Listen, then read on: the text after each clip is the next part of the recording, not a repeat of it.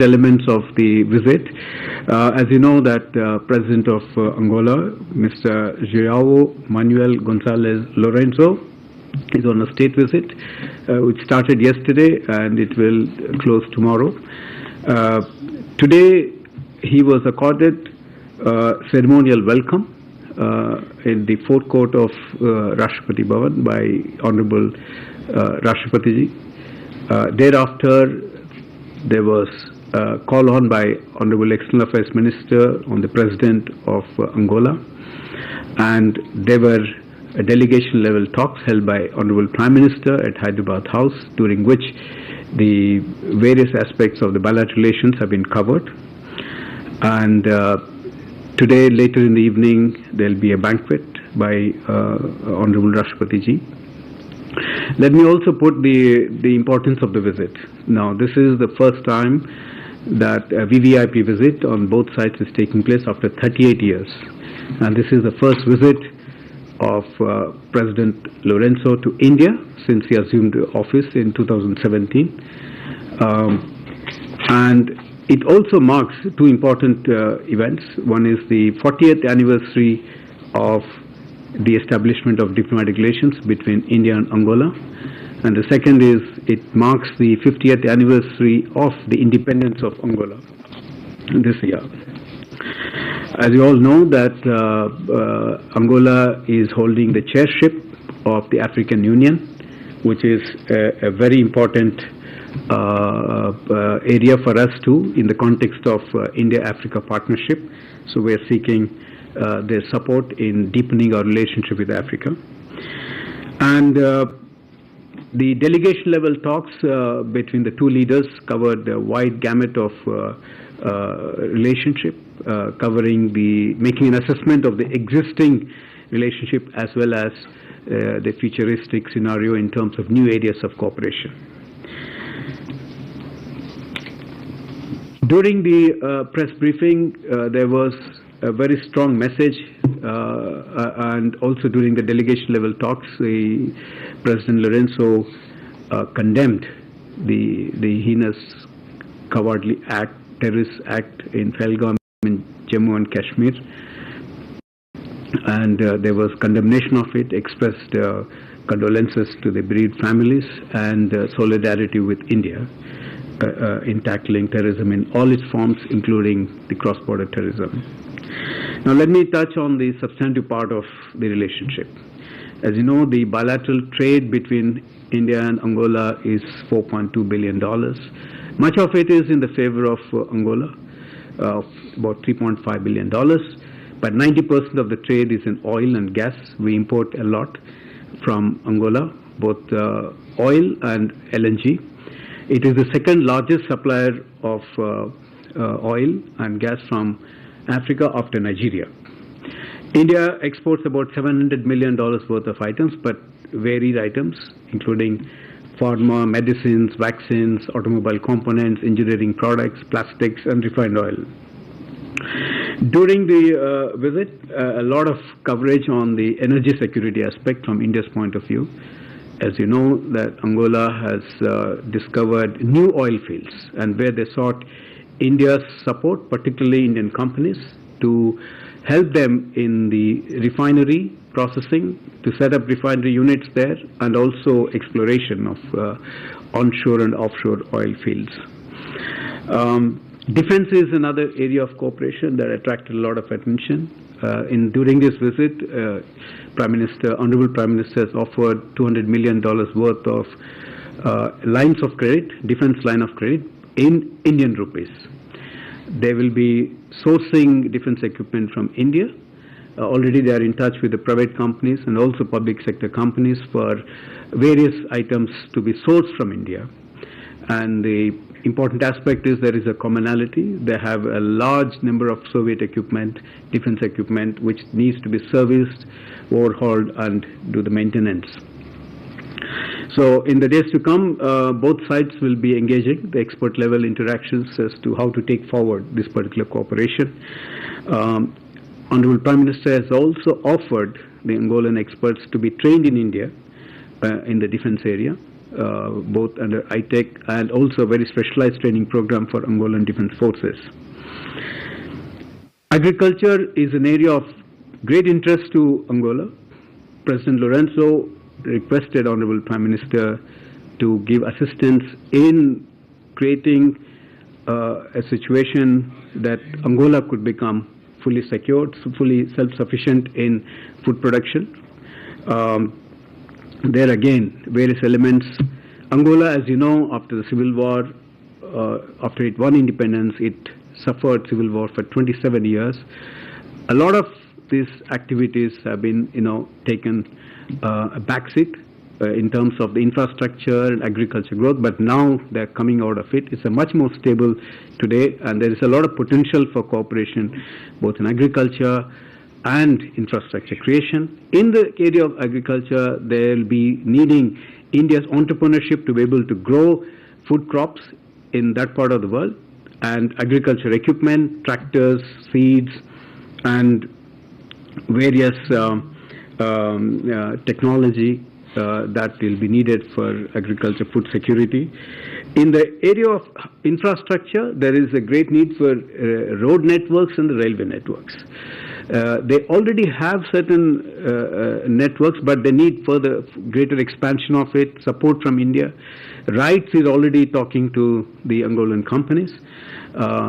There is a possibility to introduce Indian diesel locomotives and also expand the railway network, interior, north, south, and east, west, and leading into the areas of their minerals, which are very important for them in terms of logistics. This will be an area of interest for Indian companies. They will be engaging in working with Angolan authorities in taking forward what the specifics of it. In the health area, there was a lot of discussion. President Lourenço specifically asked for India's support in the healthcare, the doctors and paramedical forces that they need in great numbers. They're expanding the healthcare sector with creation of new hospitals in that country. And Honorable Prime Minister mentioned about not only the possibility of supplying vaccines and medicines and pharma products in Africa, but also to be able to set up Jan Aushadhi units in that country. We will be exploring that opportunities. And the possibility of traditional medicine, Ayurveda, to be introduced in Angola, where there is a lot of interest too. The new areas of cooperation which were discussed by the two leaders is actually space. As you know, Angola already has a satellite mission control center, which is currently assisted by the Russians and the French. But India has a low-cost satellite launch technologies, and Honorable Prime Minister offered this to Angola, and we'll have to see how we can expand this particular area of great interest to both sides, and there's a lot of potential there. The digital public infrastructure is another area that was discussed, and again there seems to be great promise there, and for Angola, admittedly, it's a new area, but Honorable Prime Minister explained the benefits of it and how it can enhance the governance part, the ease of living part, and it was very well received by Honorable President Lourenço, and we will see how our experts can take this forward. In terms of the development cooperation, India has been traditionally assisting most of the African countries, but in the case of Angola too, we have given modestly lines of credit, grants, and technical capacity programs have been extended to Angola too. And there is a renewed interest during this visit to expand the scope of this cooperation.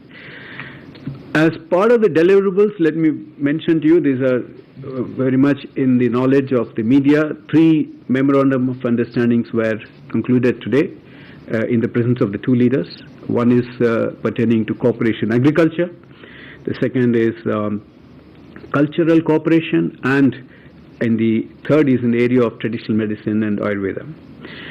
During the visit, again, Angola expressed interest to join International Solar Alliance, and to that effect, they have delivered the framework agreement, which will, in course of time, formally induct them as a member of the International Solar Alliance.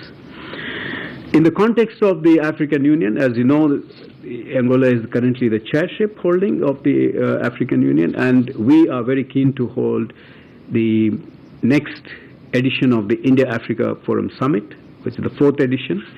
We have to explore mutually convenient dates for both sides, but President Lourenço assured us that during his chairship, he will be able to work with other leaders to ensure that the summit takes place, and we'll have to again look at convenient dates. He also mentioned about the rise of India and how it can play in the context of not just Angola but also Africa, as India and Africa to playing a stronger role, a dynamic role, and a facilitating role in the global South. And Africa is the core of the global South, and that's where he sees a great interest. And taking that forward further, the rise of India, Honorable President Lourenço also mentioned about India playing a greater role in the world context, and he sees a great role in internationally, particularly in the UN system, the reform of the UN. Both have collective interest to ensure that the reform takes place effectively and reflects the contemporary realities. And in that context, he mentioned about India's role in the UN Security Council as well. Well, lastly, let me also mention that there are about 8,000 Indians, diaspora, strong diaspora in Angola, quite extensively spread out in various activities, both professionals, traders, and retail network, businesses, and successfully contributing to the economy of Angola. So I pause here, friends, and if there are any questions, I'll be happy to take, or my colleagues could also support me in answering those questions. Thank you very much. Good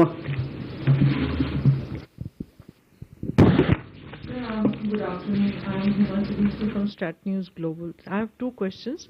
You talked about the food and the energy security. So, in the especially in the agri sector, was there a discussion related to leasing of land for Indian farmers, or is it just about giving the machinery and seeds? And my second question is related to defense and space. So have they identified what exactly would they be wanting to buy from India, and would they like to tie up with ISRO for any future space program? Keshav. Thank you, sir. Keshav from the print. My question is regarding the $200 million line of credit for defense. I just want to understand, when you say they're looking to source, what are the kinds of partnerships that they're looking to source when it comes to defense from India? Have they identified particular parts of the defense partnership that they want to engage and expand in? And secondly, was there any discussions on, helping them when it comes to other forms of security partnerships? Were there conversations on sort of counter-terrorism? Was there cybersecurity? Is the defense partnership more than just sourcing? So that's what I wanted to understand, if there were conversations on that. Thank you. Siddhant. Sir, Siddhant from Beyond. On the UNSC reforms, if you can perhaps elaborate more on what kind of conversations were there, because this is a process that has been stuck for a long time. They extended support to the non-permanent membership as well, for which we are bidding very soon in this decade, and also India's support for African membership at the UNSC. Rishikesh. Rishikesh from BTN. So Africa is one region where India sees significant defense export potential. So has India offered any specific platform to Angola, military platforms? More questions we can take. You can answer these, sir, and then we'll come back to more. Well, anyway, I think some are overlapping questions, so I'll try to give a broad spin on that. So one is Huma's question on food and agriculture. Now, see, I think the specifics of it would need to be sorted out at the expert level. But I think, we have to understand that Angola today is about 40% of India's land mass, which is quite significant. For a population of 35 million, there's a huge land mass. And I also mentioned that, during the Civil War, there's been a lot of mining. So a lot of it has been demined. So there's a huge area of tracts of land, arable lands are available. We have to study the land lease. But I see there is a general trend in Africa that they are offering up to 90 years, 99 years of land lease, and that is where is a great potential and opportunity for Indian entrepreneurs to go there to be able to cultivate and grow crops. And this is not new. It's already happening. In many countries, it's happening already. And specificity of it we'll have to see, because we have to also understand the soil conditions, which is conducive to what kind of crops, millets. Of course, Honorable External Affairs Minister mentioned today in the conversation with his counterpart whether there is a scope for millets. But yes, there are multiple opportunities there. But I think today we have to see in the context of securing, making African countries and the continent self-sufficient in agriculture.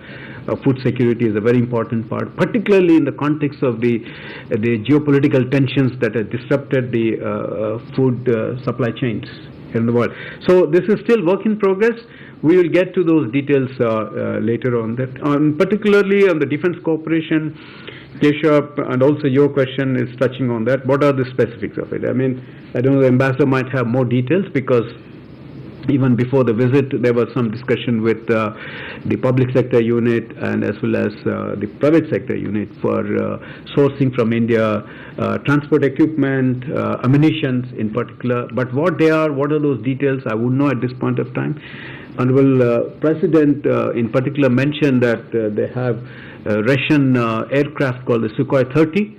When they need India's help in both the overhaul, spares, maintenance, and servicing part of it.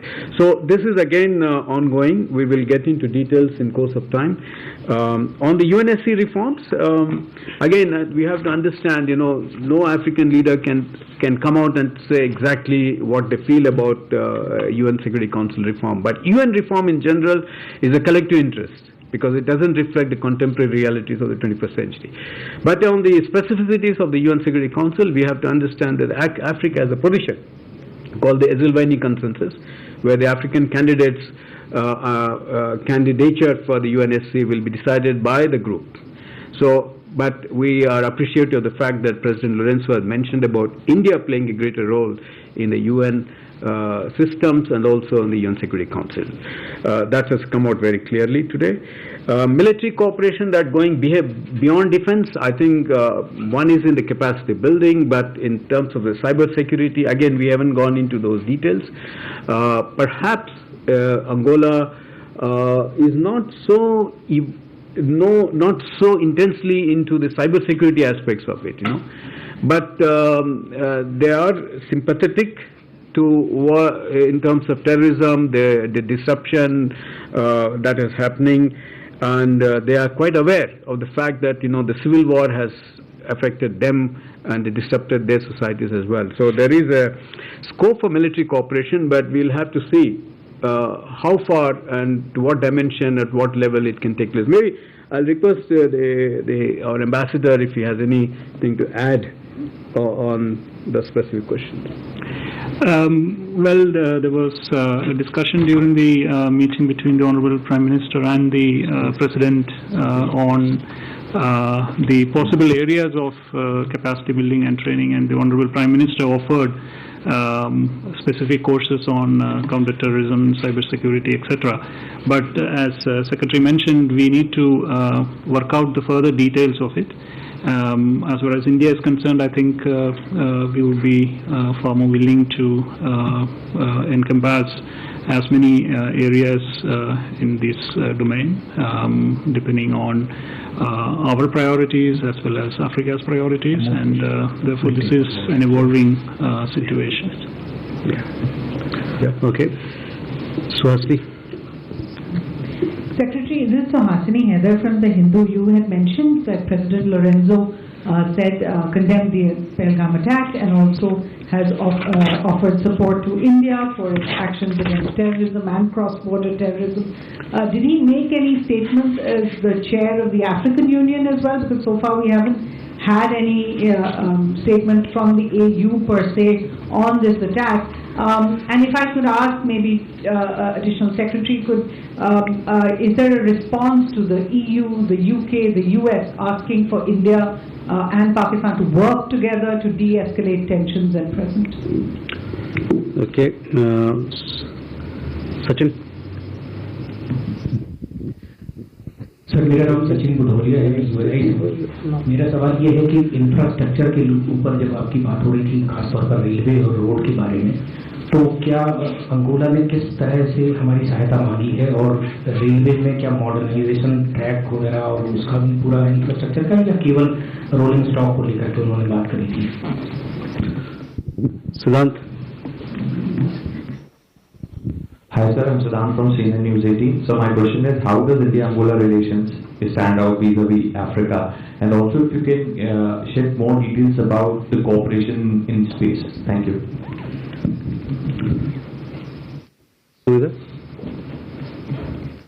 India-Africa cooperation, IAFL. Hi sir, I'm Sumita from ET now. You mentioned about DPI being an area of cooperation. Just want to get an understanding of what was exactly arrived at so far as the understanding between two sides is concerned, and what is Angola expecting? Are there any timelines of DPI perhaps being rolled out in the geography? Okay. Siddhant, can you repeat your question? Sir, India's relations with Angola vis-a-vis Africa. Okay. So both are Africa and India. Enjoy. Sir, you spoke a lot about defense cooperation between the two countries. Did the meeting between Rajnath Singh and the Defense Minister of Angola happen at all?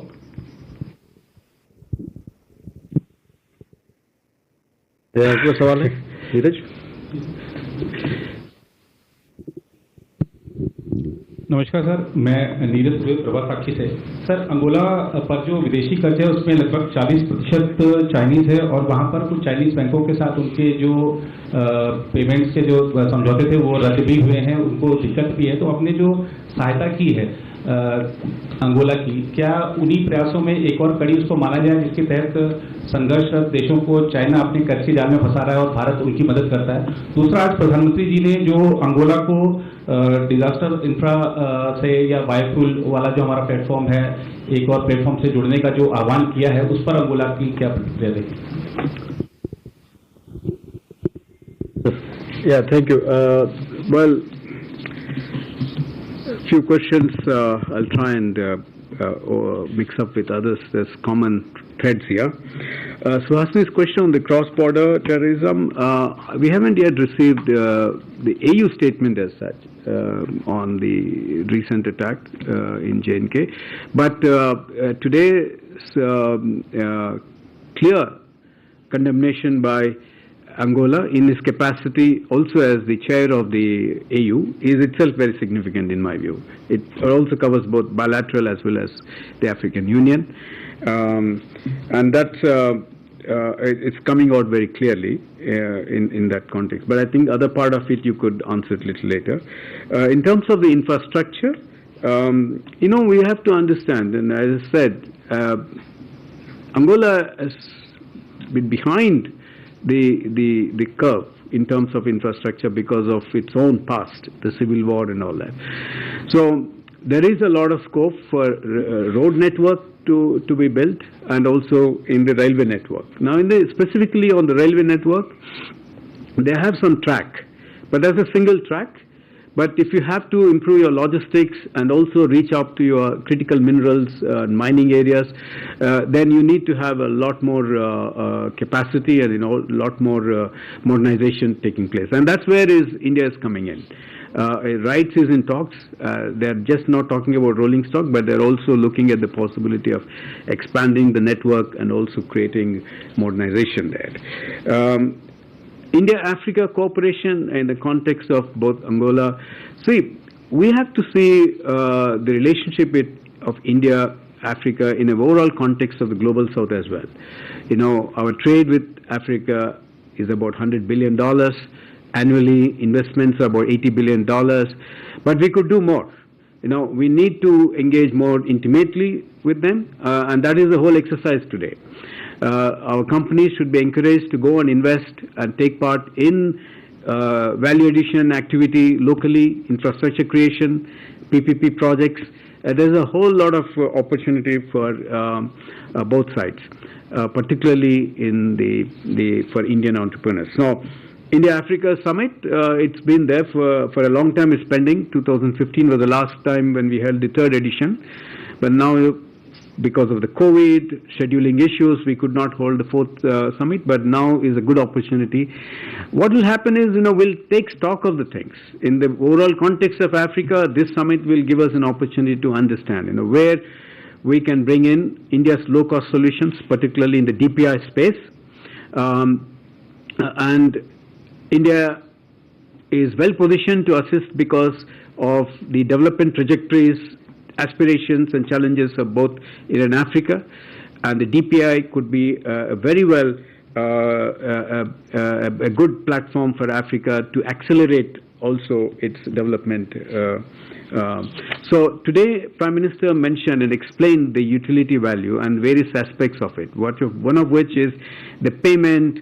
He also mentioned about the ease of payments, the ease of the governance, the ease of delivery mechanisms, and I think in particular he mentioned about simple things like how fishermen can actually use this technology to track the fish movement, the stocks.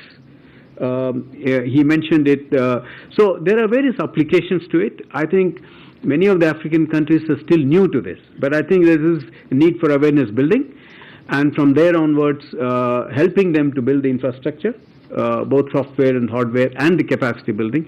There's a lot of work ahead for us, I believe so. But already many of our Indian companies are there, and they are constantly talking to the companies. Our banks are talking to them. The National Payment NPCI experts have also visited many countries. So this is work in progress. Now, in terms of the defense ministers meeting, I'll ask my additional secretary to explain this. Now, China role, of course, China has a very strong presence, not just in Angola but across Africa. But we have to be also understand our strengths. There are certain areas where India can do very well. There are certain areas perhaps China is already doing well, but not necessarily as a competition. India's skills, India's low-cost solutions had its own merit, its own value, and deeply appreciated by the African countries and the leadership. And we would like to build on our strengths in deepening India's role in the global south, particularly in the African continent. So I like request my colleague Sevilla Naik to come on that particular defense ministers. Thank you, sir. Let me share with you the background. The Honorable President of Angola arrived yesterday morning, 9:30, but as most of the ministers, they arrived much ahead of him. But the timing schedule with the defense minister, our defense minister meeting was 12:30. By then, I think there was a call by President of Angola to have a cabinet meeting.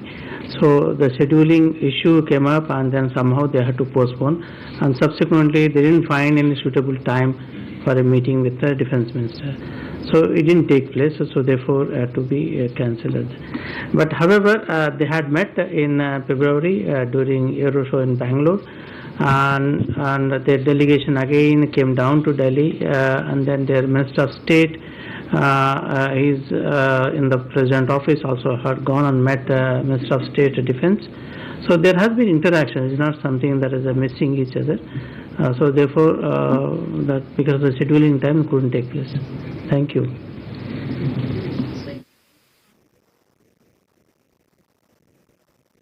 My due apologies on that, but let me explain to you that this is a new area of interest for Angola in particular. They have raised this, the President Lourenço asked Prime Minister for help.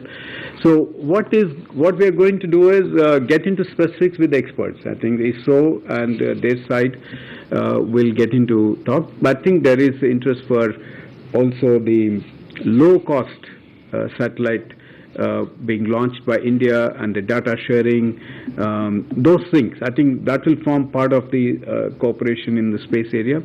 But we'll have to, again, go into details eventually in due course of time when experts meet. Thank you very much. Suhasini, responding to your question, as you are aware, the global community in overwhelming numbers has come out strongly condemning the terror attack on Indian soil. They have also conveyed a very strong sense of solidarity and support for India, that they stand with the people of India in this hour. So that is, we are very appreciative of their solidarity, of their strong condemnation of this terror attack. With that, ladies and gentlemen, thank you very much for your presence.